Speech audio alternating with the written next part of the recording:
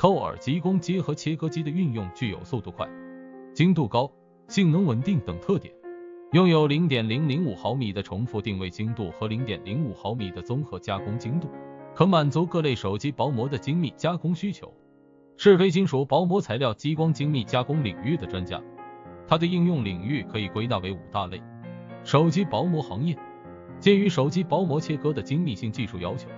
扣尔激光切割比 UV 激光切割技术更适合薄膜精密切割，也更能满足 IT 业精密加工的需要。钣金行业，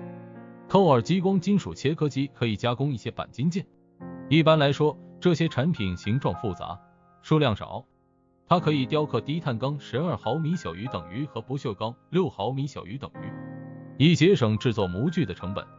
例如自动电梯部件、电梯面板、机床及各种电控柜等。广告标志，扣尔激光雕刻切割机可雕刻不锈钢3毫米小于等于或非金属材料20毫米小于等于，这些材料可以用来制作图案、标记、字体等，例如艺术相册的图案或公司、酒店、商场的标志，也可以用来加工以下材质：亚克力又称有机玻璃、有机玻璃、PIM、ADP、